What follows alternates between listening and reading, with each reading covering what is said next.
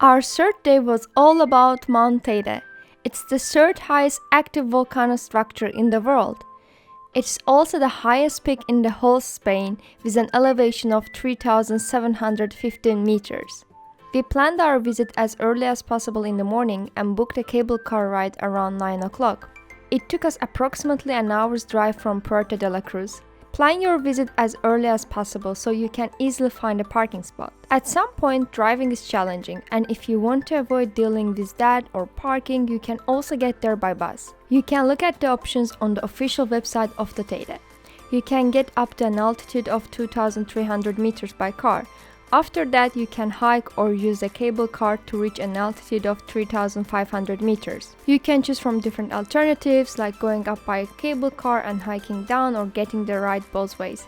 We got the latter one. You should book this ride weeks in advance. The cable car ride takes around 8 minutes and there are only a few seats. If you're afraid of heights, it might not be for you. At the above station there's a restroom. You can also find a vending machine to get some drinks. So, no worries about those. We were told that we could spend a maximum of an hour in the above station, but there's no strict control. The only thing you should be aware of is not losing your return tickets. The view is breathtaking. You can hike to both sides. We went to the right.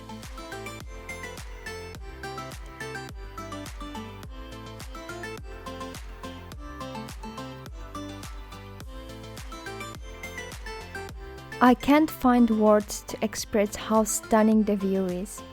And we were so lucky with the weather. Because if the weather was windy, cloudy, then the cable car would be closed and our trip would be postponed.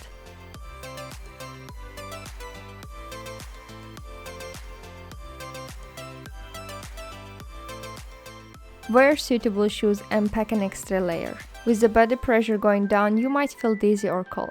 If you're not very experienced, take it easy.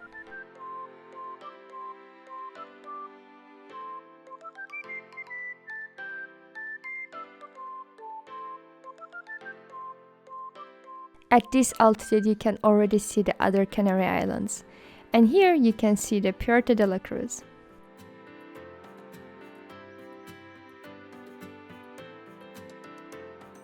You probably wonder if you can ascend to the top of the volcano, and technically you can, but you need to get a special permit months in advance.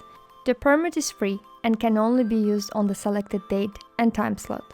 You can also buy an extensive tour from volcanoteide.com, which includes ascending to the volcano's peak. Unfortunately, all slots were booked during our stay here. To have this unique experience, you should plan it well in advance.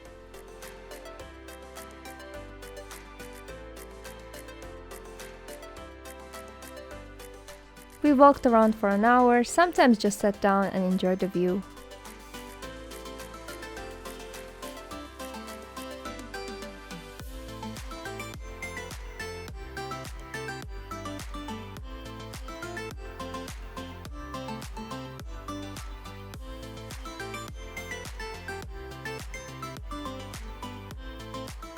After an hour, we came to a cable car station to descend.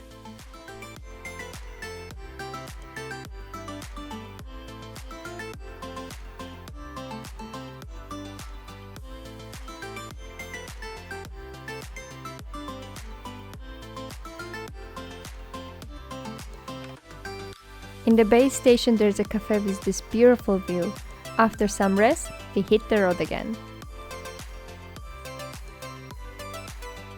The switch between the volcanic stone view to the forest part is impressive. You see nothing but stones and suddenly a magical forest surrounds you.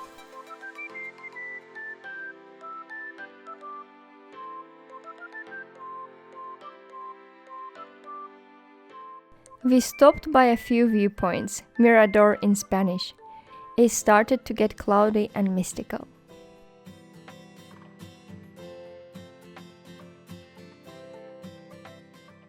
We searched for guachinche for lunch. Guachinche is a local restaurant serving homemade dishes, usually run by a family. We found the tastiest guachinches in the north part of Tenerife. September is not a peak season and most places were closed. Luckily, we found this great place. Since this restaurant is very local and visited mainly by Spanish people, the hosts don't speak English and ordering food can be pretty challenging. So Google Translator is your friend here.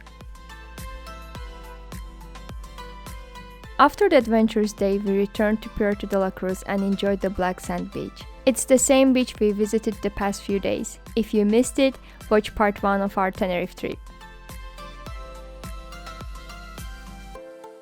We were lucky because it was one of the carnival evenings in the city.